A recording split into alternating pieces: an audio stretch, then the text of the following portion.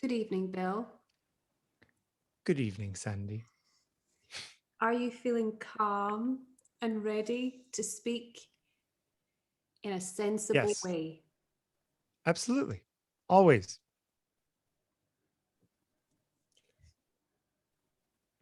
What are we discussing today? The pick. The pick. What Yep. pick? The Whose pick, pick? the pick of the bunch. Okay. The things that have somehow reached into our hearts and minds and made us sit up and pay attention for some reason or another. Yep. Before we started recording, you said that you wanted to pick different photographs for me when I asked you to send me a selection of photographs that met that brief. Because obviously, throughout our time together, you have spoken, as have I, about photographs that have been meaningful to you anyway. So we've got two photographs each that we're going to Yep. speak to. And one of yours I've seen before because we've discussed it before. Well, I didn't do what you've done. I've picked. Yeah, apparently. I've picked the two images that really are my pick. Okay, then that's fine. I just felt like I had talked about pictures that I particularly loved before. So these are different ones that I particularly love. Ooh.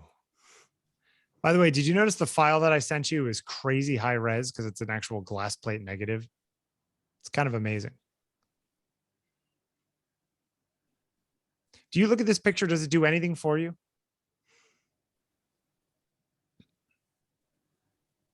I could spend time with it. That is the picture of one of the first human powered flight. That is like one of the first airplane flying ever. Literally a moment that changed the world, and we have a frame of it. That's cool. Apparently, John Daniels was there with the Wright brothers, and Orville had set up his camera and focused it and everything and gave him the bulb. And John T. Daniels, who took one of the most famous photographs in the history of photography, had never seen a camera before. And Orville gave him the plunger or gave him the bulb and said, squeeze this when I'm at the end of the track. And that's what we have. Like, how often do we have a recording of major events in history like this, especially in 1903? Well, it's amazing. We have many of them now, probably from 1900 on. We have lots. Yeah. But I mean, you could argue that the invention of flight is one of the biggest things in the history of humanity. You know what I mean? As far as like changing the course of human events. These two guys figured it out and just like thought smart enough to actually have a camera. Apparently they took a lot of pictures of a lot of the steps leading up to powered flight. So they took pictures of their gliders and they would do analysis of the photos, but they kept them in a really smart way as a record of what they did. So no one could claim that they were lying or whatever, which is another big argument. I did think this is an interesting choice of yours because there are actually a few that I haven't included here. What other ones that I sent you, you mean? Yeah, the reason why I mention it is because this to me is a photograph that is a photograph, but I don't know if it's art, for example. It's a record. It's important. The event is important. Yes. Do you find that in photographs you particularly like the event that's captured as the thing of the importance, or the photograph itself is the important event?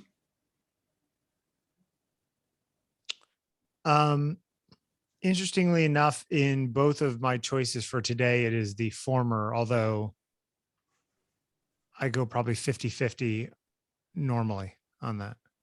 Could be either. Yeah.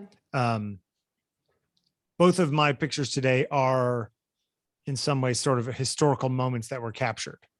Why are they so important to you though?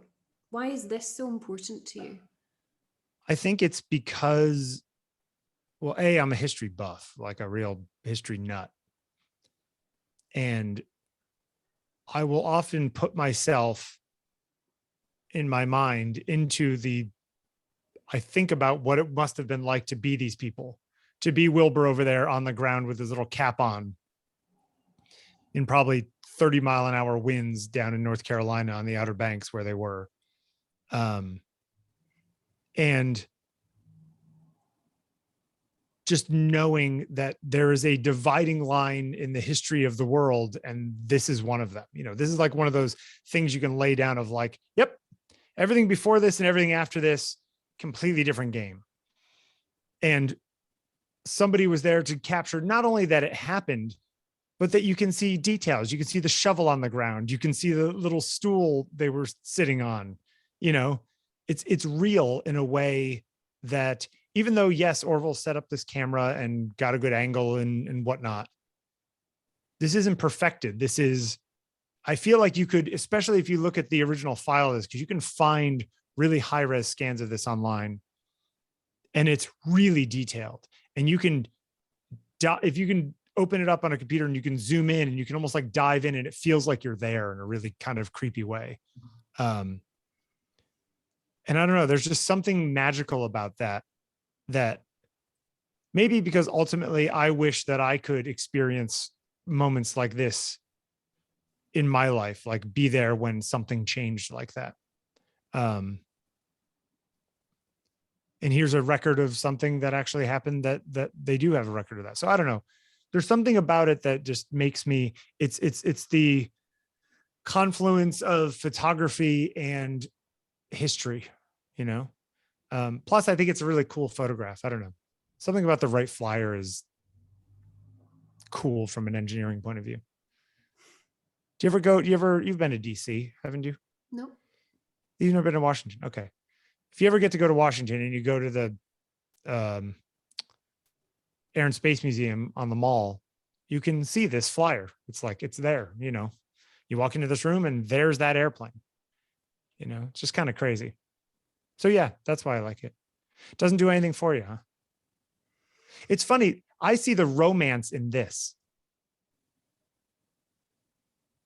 In what is it's interesting because some of the choices that you made are moments that are beautiful, but could have come and could have gone, and the world would not have remembered them if it wasn't for the photograph. Does that make sense? Mm-hmm. It's like these were like these little like instant nuggets that somebody captured that are magical. And it's funny because mine are moments that everyone in the room or in the place knew were magical, and we have a record of it. It's like it's almost the two sides of the same coin, much like you and I most of the time. I know. Why do you think I picked these two images we're going to look at from you and the two images we're going to look at from me? It's so funny because I would say that this photograph, you keep pushing for, do I like this photograph? Well, it's a photograph, and you're right. It's a photograph of an event that is seismic in the history of humankind and in 20th century, kind of like the folklore, the mythology of flight. And here we are. This is it. Yep. We've arrived. As I said, I can spend time with this photograph. There's nothing about it that is difficult. Actually, I quite like the softness of it. Purely visually, there's a softness to it. I think it's because there's so much sort of negative space of just like the fog in the sky and the ground. It's actually very well exposed too. Like it's a well done photograph for 1903 by a guy who was just sort of hacking it away at, But for me, this is a conclusive photograph. Okay. This is what it is. This is what happened. We could spin a whole load of yarns about, what happened next, but we know what happened next. Yep. He landed eventually. Yeah, so about 50 yards down that way. This is like a closed thing. It doesn't mean it's not relevant. It's hugely relevant, deeply significant, but it's closed. It's the culmination of a process that we in this image don't see? You'd rather see the process before this?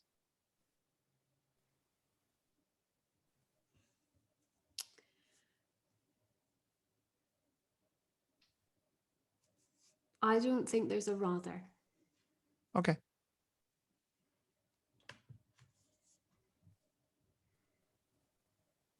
You love this photograph. This is this is one of my most favorite things to look at. Do you imagine there's anybody around when this photograph was taken? Do you think there's anybody to the left around that corner or behind the photographer? Well, I can think different things each time I see it. And through seeing it and staying with it, I can make movement in it. This is not a concluding photograph to me. So this is open. Yep. This is a photograph about possibility, not about achievement or something. It's also about quietness. Yes. And I'm sure I've said before about it.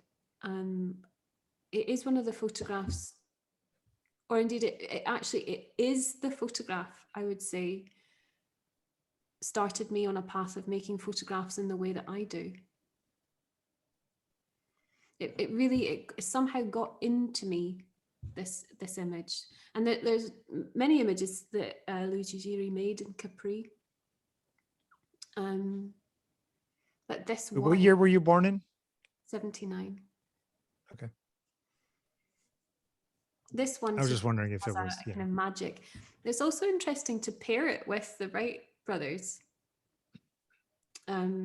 Purely visually, again, this sense of there being a lack of purchase on the background, that we just disappear out into a foggy nothing. But where with the other photograph, I feel as if I stop. With this one, I never stop. It just keeps on giving to me a sense of being there, a sense of being in that place. It's one thing. We do all tend to experience that, I suppose, in some way. We look at a photograph of a place and very often we instantaneously imagine that place as in us being there. With this, it's a full sense of it. So although I don't necessarily turn around, and although I don't necessarily look for the person who might be there on the left to that archway, it's so evocative of, well, I can just say it's so evocative. How do you, because, okay. I have, before we got on, we were talking about I had been frustrated by something I was writing. And part of that had to do with editing reality down to a story that was self-contained and didn't fly off in 12 different directions simultaneously. You think and fantasize and you write sometimes, but when you're thinking about photographs like this, what you like about them is the sort of limitless possibilities of directions your mind could go within them. Is that wrong, or is that a fair assessment? That's fair. And I would say also that in my writing, my fiction writing, especially in the novel I'm writing now, and that I have been writing for the last 3 years, there are so many different characters, and those characters take us to so many different places and times within their own inner worlds. Yep. Because I can't close it down. I don't want to close it down. Yeah, I guess that's my question, is that how do you make decisions when trying to contain things that you're trying to explain to others? You know, you're saying you just don't. I just don't. Yeah. Okay. Yeah. But also, I think looking at this in a slightly different way, we could say that we don't try and contain things, or that I don't, or that I like the realm, all realms being open, somehow interconnected. Things that are interwoven are really interesting, and things that go on forever. but actually there are great things, great stories, we might say, in human nature or human consciousness, that's always the same, that we have shared experience, Yep. shared sense, sharing of what sorrow is or what love is. We share it in a common consciousness. And because of that, where I'm saying we don't close things, no, I'm not closing it and saying there's a particular story that goes this way and ends on that note. But I do think there's something collective, communal, together in looking at images like this. It's not that I think everyone's going to find this image hugely compelling or interesting in the way I do, but that I think we can all somehow get to a point where we understand or have an empathy for each other perhaps through images like this. I don't want to be too obscure with it.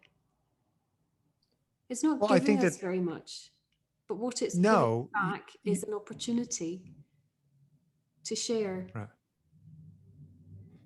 Yes, the two images that I chose are definitely more definitive in what they're trying to say than the two that you chose.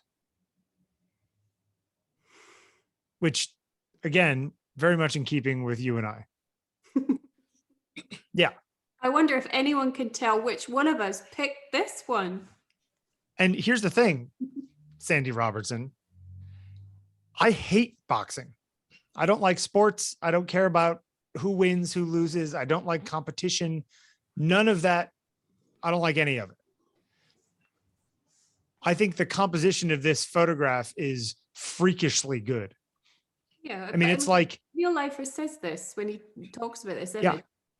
You know, it was just actually coincidental. Yeah. Like he did think beforehand that Ali would knock out Cleveland. He did think that. Sure. So he was primed and he was ready above. And he knew the composition from above it's going to look good because he understands that square. Yeah. But the way the body fell is the gift. It's unbelievable. I mean, and he said, this is the best photograph I've ever taken. And, you know, I don't know if you've ever seen, did you ever look at he did some earlier photographs from above that were like fisheye wide angle because he couldn't get the camera up as high? No, I haven't seen those.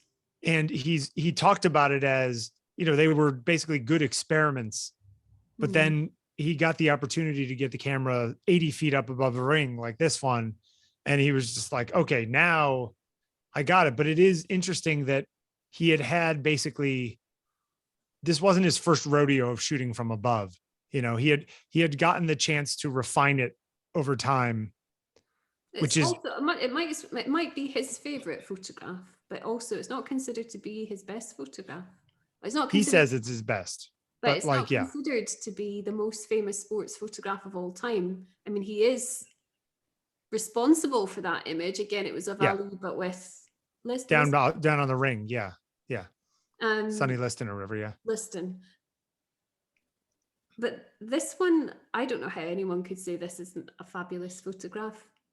Yeah. This is, it looks like a Norman Rockwell painting. Like it's like that kind of level of crazy good composition and perfect. Like even just looking down on all the people, all the press around on the tables, all the way around with their typewriters out. I mean, it is so of a time, of a period. You couldn't make this photograph now. It would be a bunch of people with their laptops out. It just wouldn't feel the same, you know? It's like a little time capsule, this photograph, and just the symmetry of it is just so satisfying. I don't know. Do you find symmetrical things satisfying, or does it feel too neat and perfect for you?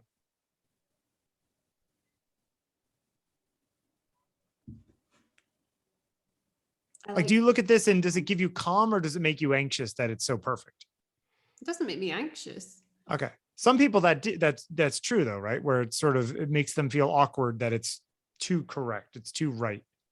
It's too squared off. But this isn't actually symmetrical and it isn't perfect. And that's the beauty of it for me. I mean, this isn't the photograph I chose. And I wouldn't choose this photograph for my pick of my most favorite photographs and most impactful photographs in my life. Yeah. But I do love this photograph. Yeah. And that's because it's like spending time with photographs, not having this throwaway attitude where, you know, a photograph is taken within a second. Well, I should only give it a second of my looking. No, if you spend longer with it and you look at the detail, you start unpicking all the other stories. Sure.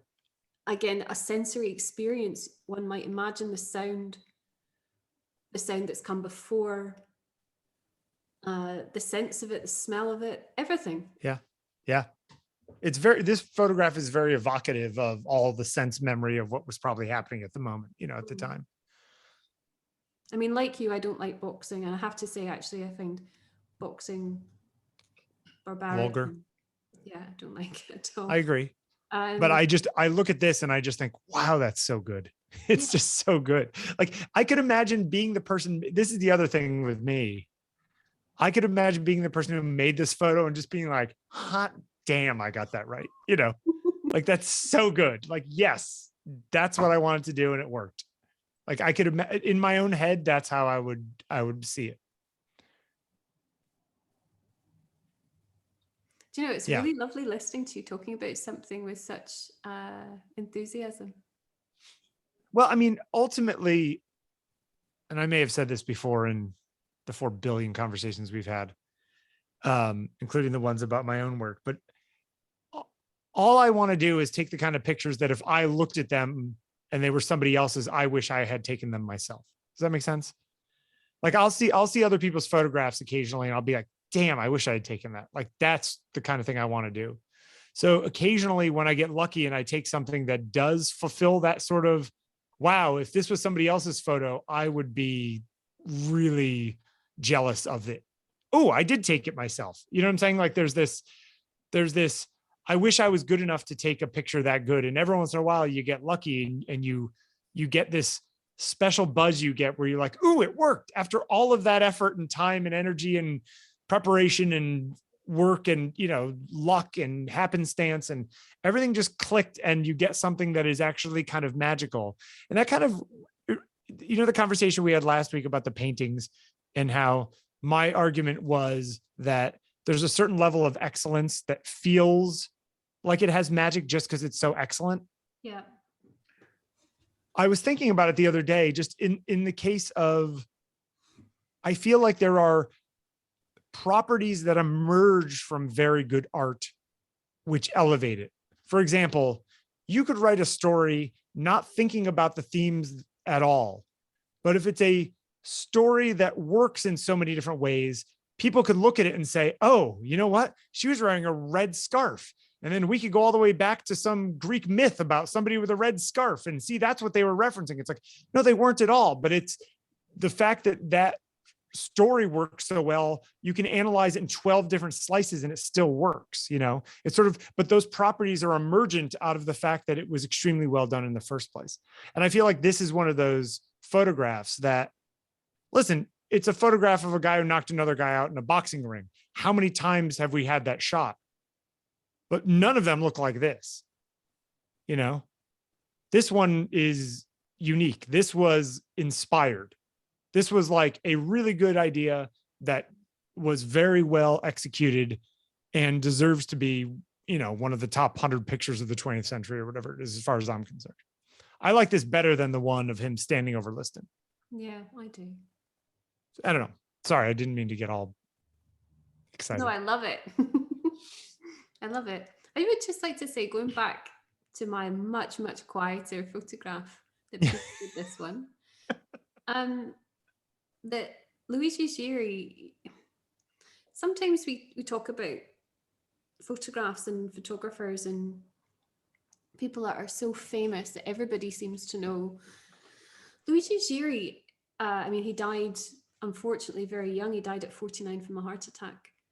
But he was voted one of the 20th century's top 20 photographers. By whom? Fotographia, Okay. the collective, European collective. I mean, established. Yeah. Very well regarded artist, and yet who knows of him?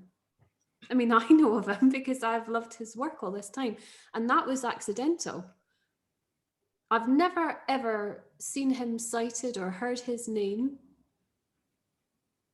in anything that I might have read or looked at about. Do you think that he's one of those artists like, it's like the people who listen to, say, Husker Du or whatever, and they think, well, yeah, Husker Du was not that big of a band, but Husker Du is cited as a inspiration by 1,000 different bands that came after them. You know what I mean? Do you think that he's one of those people that a number of photographers, especially there's that very specific wistful, soft focus 80s look?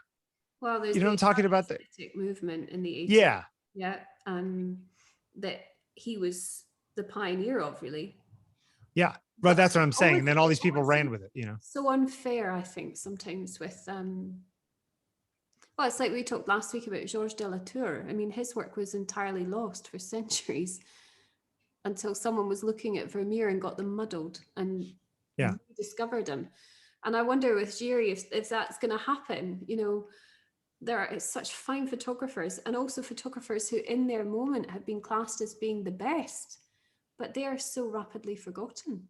Yet others survive and thrive. But okay, but can we ask the bigger question of, what does it mean to be remembered? What does success mean? What, does it matter? He lived, he made what he made, he died. You're just saying that it's sad that more people don't get to experience it. Is that sort of where you come down? Okay. Yeah. I find it odd. I find it odd that people aren't writing about him. Or again, this idea of referencing him. I mean, like you, I read a lot, I'm reading all the time about photographic images. I'm reading all the time in context, top-notch publications, really excellent writers, art historians. He never comes up. Yeah. Why? Hey, you're doing this for the both of us. I never read anything, so what do I know? But yeah. Well, you know what? I mean, there's also, the artists that get stuck in the way that we define the history of art or the history of anything, right? But also, I mean, someone like Leifer, for example, lots of people might not know his name, but they'll know his photographs. Yeah, those two pictures, they'll know. It's the same way that, I go to the Eddie Adams workshop. No one knows who Eddie Adams is outside of the photojournalism world, but everyone knows the picture of the guy holding the gun up to the guy's head in Vietnam. Yeah. So it's, I mean, that's just, artists are not known the way that people in the art world think or want them to be known. I think that's just a reality of our world. Isn't it interesting, the scuff marks on the floor of the ring, like the places where what camera he was using when he did this? I don't, but square, it was probably a Rolly or a Hasselblad, 1966. I don't know. But we could find out. It's so lustrous, rich, isn't it? Everything. Well, it's rich. I mean, that probably has as much to do with Kodachrome, which is, that whole thing. Yeah, it's so interesting. You love the Robert Doisneau.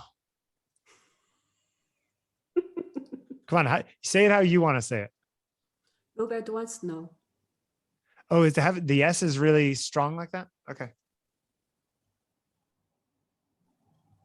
All right. Who do you identify with, the guy or the girl in this picture? Just kidding. I know the answer. This photograph has followed me around my whole life. So even if I didn't happen to also really love this photograph crops up for me all over the place. And why?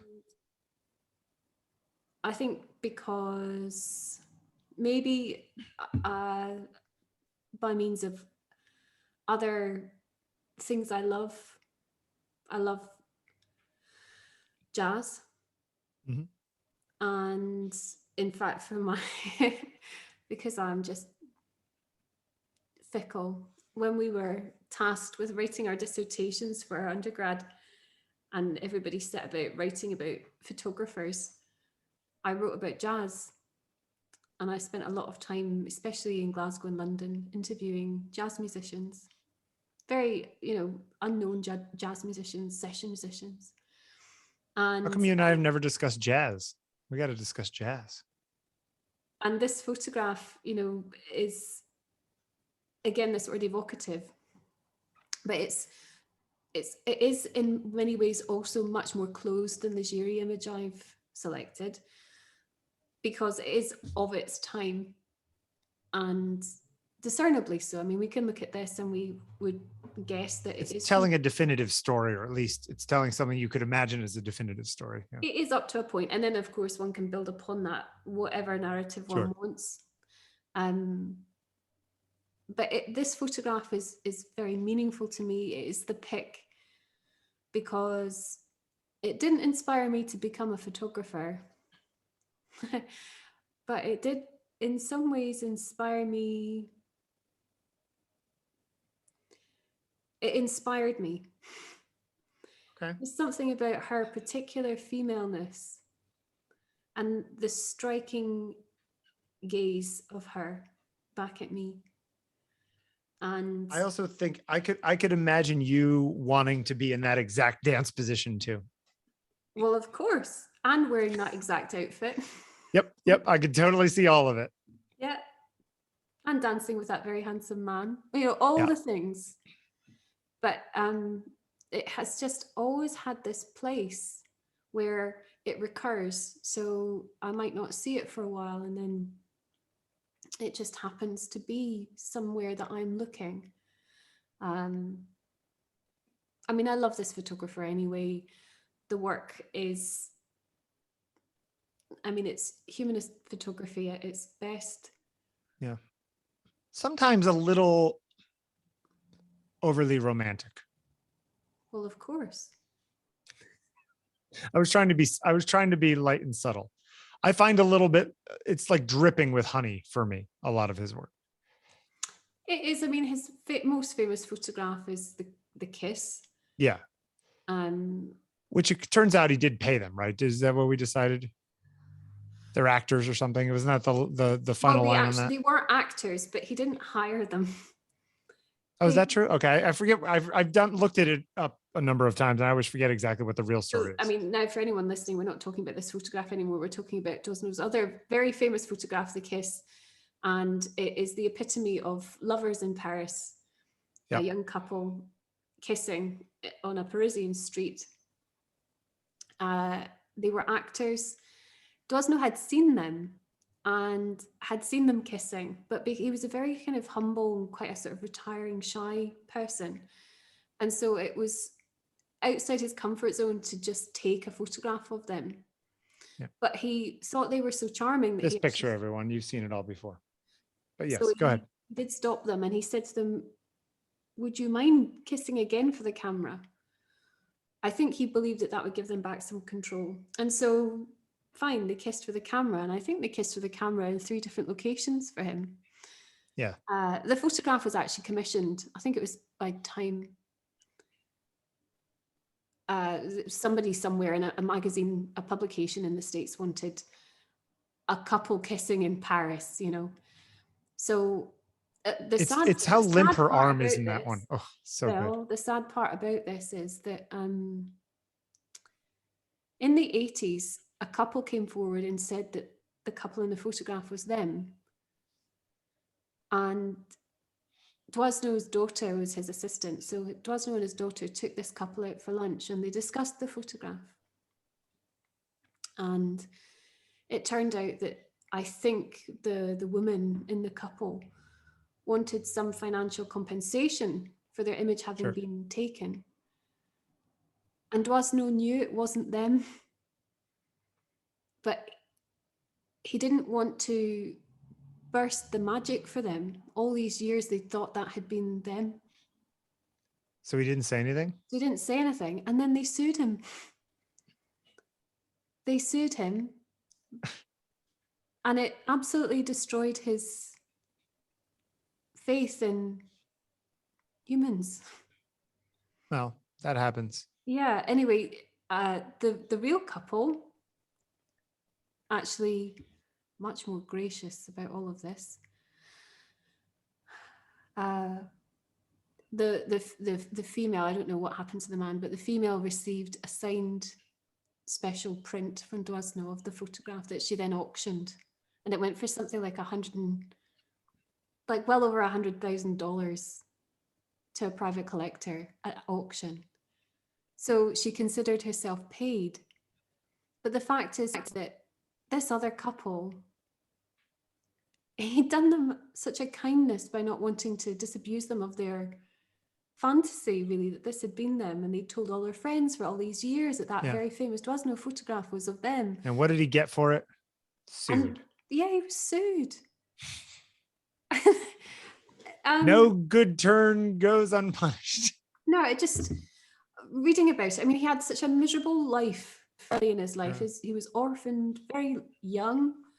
I think had a happy marriage, though. He had 2 daughters. One of them, as I said, worked with him as his assistant. And he was just meant to be an all-round lovely person. And his humanist photographs really are that. I mean, he was invited by Cartier-Bresson to join Magnum. He didn't. He was just unassuming. And I think that's perhaps also what speaks to me in this photograph, is that I am struck by the gaze of the girl, not by the photographer.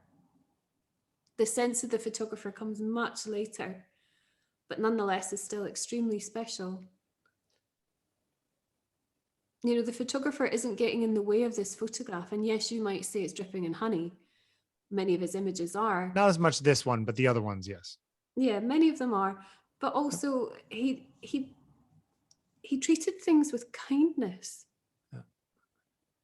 Isn't there also an element of, and I'm sure you like this sense of it, where in the same way that my Wright brothers photo is like this snapshot, this like time capsule, that this is in some ways some sort of like peak for this woman or this man or both of them. You know what I mean? Like they're young, they're good looking, they're dolled up, they're out partying. This woman gets swung exactly the right way to the camera, and you know. Well, there are lots of things I could say about this. I mean, actually, if I went into it, this photograph would actually make me cry, which I don't want to do. Not on camera, no. I'm already feeling pretty poorly, Bill. Be kind to me. But am I right, though, that that's part of what you like about it? It is, because I think also I've met this photograph at different ages and stages. Yeah. And I meet it now with a totally different sense. And yes, it's hugely sentimentalized and it's trapped within my own memories. But it is about, not that they're at their peak, but I suppose actually it is, because then I think it's about all these years later, what has become of them. And that in that moment, it was a spontaneous moment, a decisive moment in which the girl maybe was aware, obviously, that he was there with his camera. But it strikes me that she was just so much more aware of herself. Well, I think that, you know, in a weird space between the two, where Orville knew, I'm about to take off, hit the button. And this may be the sort of moment that I was describing, or you know, the very Cartier-Bresson-ish moment that you're describing. But they didn't go out tonight thinking, oh, tonight's the night that I'm going to get recorded for all posterity, and I'm going to look back on that photo for 50 years until I'm 90 years old. It's sort of like the really great first date you go on that goes on for like 8 hours and you end up walking all around town. You know what I'm talking about? Yes. It's like you can't plan for those things. You can't plan for the amazing, those, few dozen amazing days that you have in life. No. It's rarely the days that are planned that way. They just fall that way, But isn't it that we are constantly looking to repeat the experience? This is the folly of most humans, is that we do find these things that are profound and they're beautiful to us. They are capturing the essence of everything it means to be alive, joyfully alive. And then it finishes and we want to try and find our way back. And we want to repeat it. And so perhaps, who knows? This couple could have danced like this every night of the week for years. Sure. Or they may have never met each other before and never saw each other again. Or it was just this moment, this fleeting, transient thing. And who knows, that young woman could have walked out of that club that night and been run over or become ill. I don't know. In many ways, I sort of wish that this woman would come forward. Have you ever looked that up?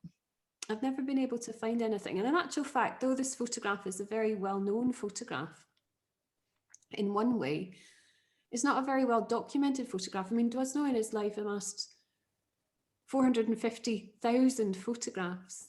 Sure. He had over 20 books that were published.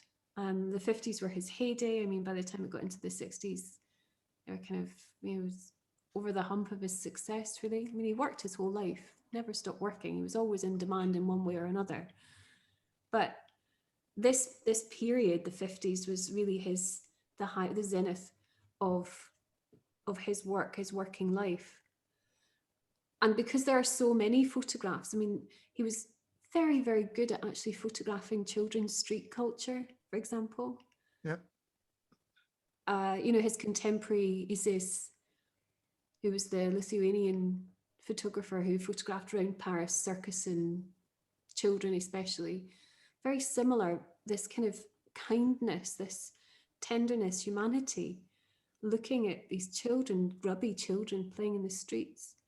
There are thousands of people across thousands of photographs that this man shot. And unfortunately, it's only the kiss that I'm aware of where people have come forward, or certainly where it's then in the public domain and known about.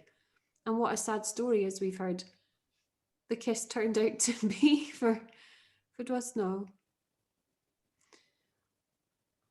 This young woman is, to me, the mirror of something in myself that I worry goes away. Everything goes away eventually. Well, quite. But this photograph reminds me of it. I'm on the nerdy photographic side of things. I am just super impressed with how I know how hard this would have been at the time to get the pop of that flash. It's probably a flash, correct, to expose him and her without blowing her out and while still seeing him. You know what I'm saying? Like it's hard now. He's doing it on film, like when he couldn't see what he was doing while he was shooting it. It's kind of amazing. Bravo. So, funnily enough, across our pick, this isn't a curated show in the way that our other shows usually are. In as much as I haven't gone away and curated images that go together very deliberately, even though the links might be tenuous at first. There's a kind of strength in connection between most of the images we look at together in one sitting. These ones are disconnected in that there wasn't a deliberate thread, but there actually is. We've talked about a story of two halves. You and I are very different often in the way we approach what we see. Mm-hmm. But isn't it fascinating that we have so a completely, I suppose, lived up to our characters in what we've shown. Yeah. But that also there might be some parity and arcing somehow between them all. I think you and I have a Venn diagram where we overlap in the middle somewhere. Might be just a sliver. I don't know. We're gonna have to analyze that more over time. But anyway, this is the vanity project of all our talks. The pick. I could say a lot more. We should do more of these. I sent you 4 images total. So if you want to pick another 2, we could do another 4 another time. There was something that wasn't there. There was a topic that I came up with for our next one, and I can't remember what it was. Something I must have texted you about. So we'll have to find it in the. Yeah, I'll look it up. Are you trying to make it known that you do come up with some ideas sometimes? I do occasionally come up with ideas. Yes, occasionally. Sometimes. Yeah, and you get very mad at all of them, but it's all right. Thanks, Bill. Thank you, Sandi.